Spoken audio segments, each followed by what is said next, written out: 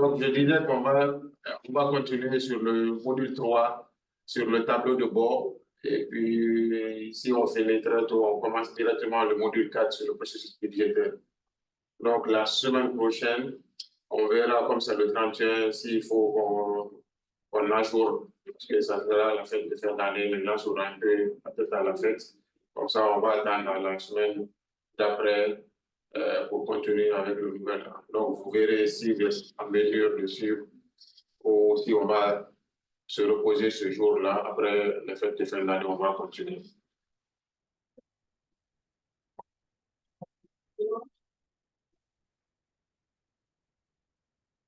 Donc, sur le module 3, on avait essentiellement vu la définition d'un tableau de bord. On avait dit c'est quoi un tableau de bord, pourquoi on fait le tableau de bord. On avait dit que le tableau de bord, c'est comme notre bilan de santé. Si on a le taux de globules rouges qui est bas ou bien le taux de cholestérol qui est haut, ça nous indique qu'est-ce qu'il faut faire. Le médecin va dire, OK, d'accord, faites attention à ce que vous mangez, mangez assez de fruits, faites du sport. Sinon, c'est à cela que vous allez vous attendre. Donc, c'est crise cardiaque, la mort assurée. Donc, c'est la même chose aussi pour une entreprise. On a le tableau de bord, c'est pour vraiment suivre l'activité. C'est pour qu'on puisse réaliser des bénéfices. Si on ne réalise pas des bénéfices dans le cadre d'une entreprise, c'est forcément des pertes. Donc, si c'est des pertes, l'entreprise va faire faillite forcément. Donc, on avait défini aussi les indicateurs de performance, les indicateurs de pilotage. On avait dit quelles sont les caractéristiques d'un indicateur, ainsi de suite. On avait défini aussi les types d'indicateurs et les méthodologies pour faire les indicateurs, la méthode OVAR et la méthode des objectifs.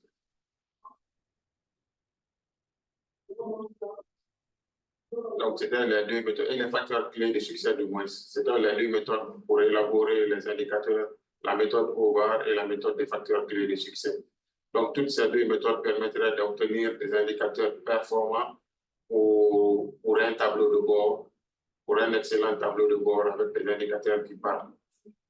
Donc, on avait dit que le tableau de bord aussi, ça dépend d'une entreprise à une autre entreprise. Généralement, c'est le chef qui va nous demander, OK, moi, je veux telle information, je veux telle information. Donc, c'est à moi maintenant de m'adapter pour aller chercher les informations, soit dans le base de données, soit dans le système d'information. Si je n'ai pas de base de données, donc c'est à moi de constituer ces informations, de regrouper, de mettre en place un tableau Excel pour pouvoir vraiment élaborer ces éléments. Donc, sans plus tarder, on va aller directement sur le fichier Excel que j'avais partagé avec vous. Donc,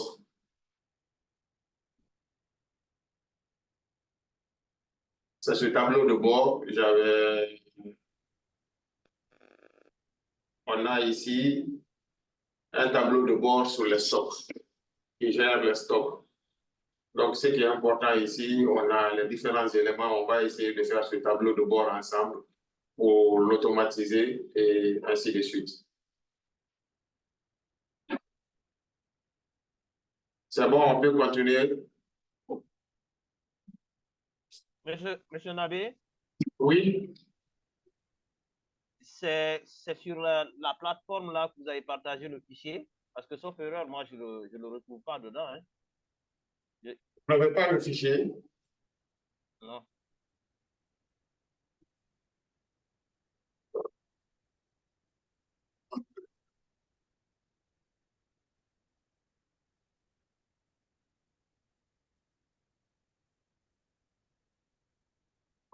Vérifier rapidement. Ça s'appelle gestion des stocks Excel BN.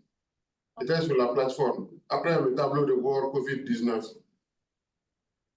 OK. Je l'avais partagé aussi par Excel, par mail. Merci. OK. OK. Donc, c'est ce tableau-là qu'on va essayer de voir ensemble. Merci, continuez, merci. D'accord. Donc, l'idée est de pouvoir venir sur ce tableau de bord. Donc, on va essayer de le faire ensemble. Pour cela, on aura besoin des petits éléments, on aura besoin des tableaux croisés dynamiques, ainsi de suite. Donc, pour faire un tableau de bord, toujours, on a besoin des informations. Ici, on est en train de faire un tableau de bord sur la gestion des stocks.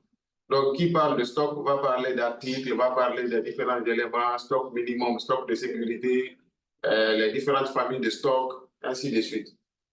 Donc, c'est tous ces éléments qu'on a besoin pour faire notre tableau de bord. Donc, par commencer, on a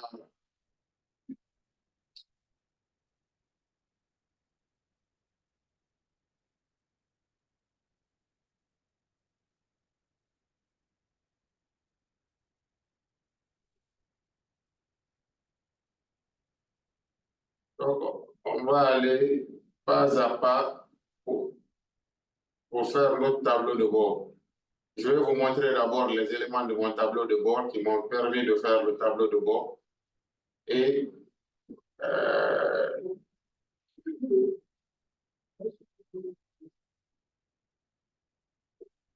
voilà. Donc ici, on a l'élément de base qui nous permet de faire notre tableau de bord.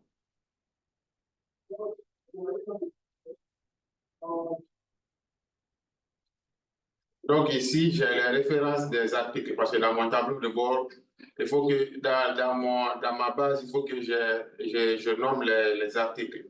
Ça, c'est les différents articles. Banane, melon, c'est une supérette. Je gère le stock d'une supérette, par exemple. Je vais donner les références, je vais donner le stock de sécurité, les familles, si c'est un fruit, si c'est des habits, si c'est des légumes, ou bien si c'est la catégorie média. Et je donne aussi le prix. Ici, j'ai le prix et puis j'ai les différents éléments. J'ai la famille également, j'ai les légumes, j'ai les habillements, ainsi de suite. Donc, c'est ça ma base de données. J'ai une base de données aussi ici pour les fournisseurs. Par exemple, j'ai chaque fournisseur, à chaque fois que j'ai un nouveau fournisseur, je viens d'alimenter ici. Et quand je fais mon tableau, je fais toujours mon tableau sous forme de tableau Excel. C'est-à-dire, si je viens rajouter un nouveau élément ici,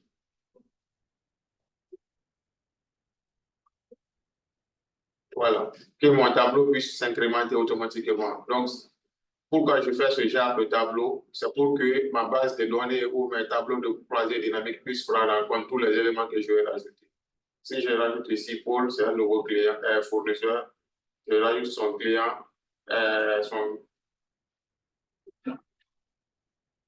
sa commune, et puis je rajoute son numéro de téléphone. Donc, automatiquement, il sera pris en compte dans mes nouveaux éléments. Donc, ici, j'ai aussi la liste des clients. Et puis, j'ai le mouvement de mon tableau. Bon, ça, c'est la partie calcul. Bon, ce n'est pas un cours de stock, mais c'est pour juste vous montrer les différents éléments. Donc, ici, c'est le mouvement du stock, c'est-à-dire les entrées et les sorties. Ici, j'ai la référence ici, j'ai mis une liste déroulante. Ici, qui est là, quand je change la liste déroulante, le nom change, la famille change. Le type d'achat, c'est à moi de mettre soit vente ou bien un achat. Si c'est un achat, donc ça veut dire que c'est une entrée de stock. Si j'achète, je vais forcément acheter à un fournisseur, avec un fournisseur. Donc, il faut que je mette le nom du fournisseur. Ainsi de suite. Le nom du fournisseur ici. Donc, ici, je vais marquer les entrées, la quantité que j'ai achetée et le prix. Le prix, lui, c'est un prix automatique. Ça vient de ma base de données ici.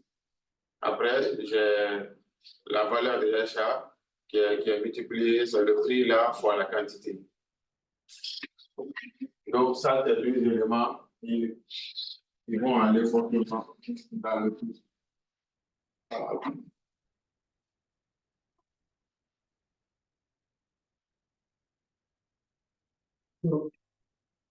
Bonjour.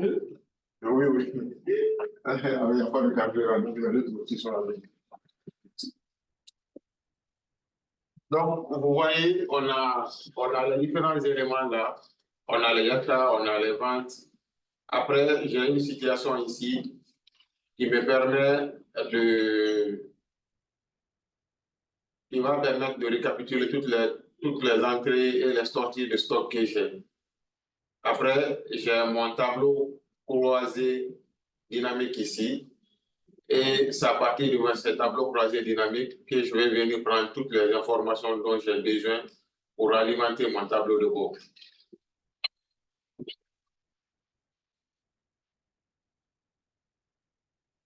Allô? Connectez-vous sur le groupe. Vous n'avez pas reçu par mail?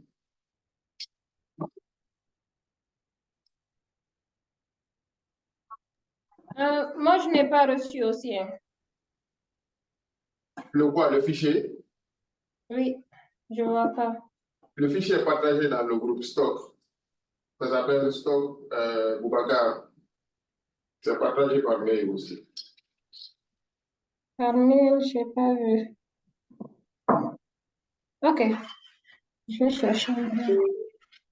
C'est au niveau, j'avais partagé ça dans le groupe. Gestion des stocks Excel BN. Bonjour. Oui, bonjour. Vous allez bien? Juste une minute.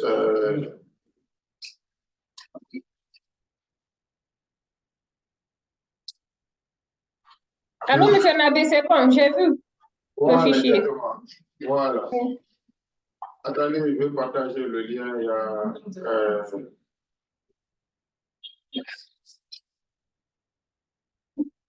comment il s'appelle? Il y a une tâche qui n'arrive pas à se connecter.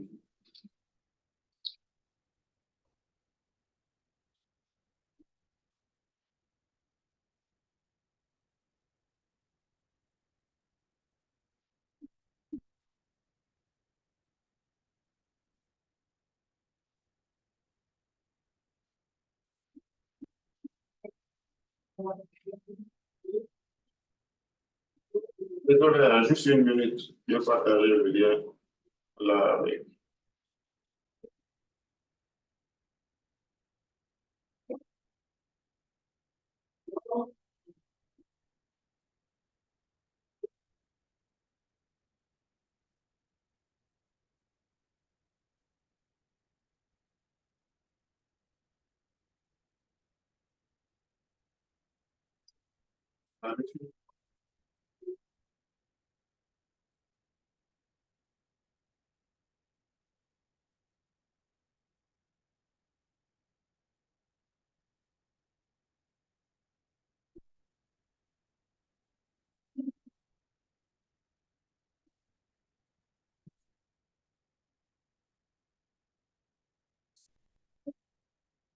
Donc, on va revenir sur notre tableau de bord.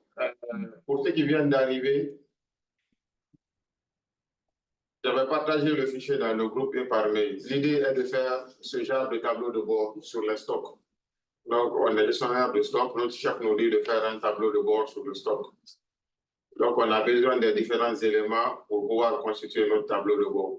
Les informations sont obtenues à partir de notre base.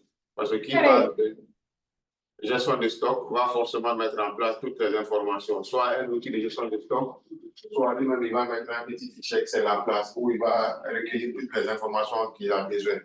Donc, pour cela, si c'est dans Excel, je vais faire juste un tableau. Donc, je vais constituer un tableau. Pourquoi je fais un tableau? Parce que si je rajoute un nouveau élément, si ce n'est pas sous forme de tableau, mon tableau croisé dynamique ne va pas prendre les informations. Donc, si je mets par exemple ici A22, je mets directement, vous allez voir que le tableau va se mettre en forme. Donc, ça veut dire qu'il est pris en compte dans mon tableau de bord. Si c'est un nouveau article, je vais marquer l'article. Par exemple, on va mettre télécommande.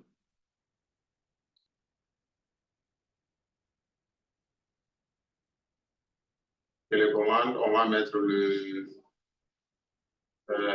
prix. Si c'est 200 francs, 2000, on met. Stock critique. Ah, stock critique. Stock critique, ça peut être par exemple 2, 20. On va aller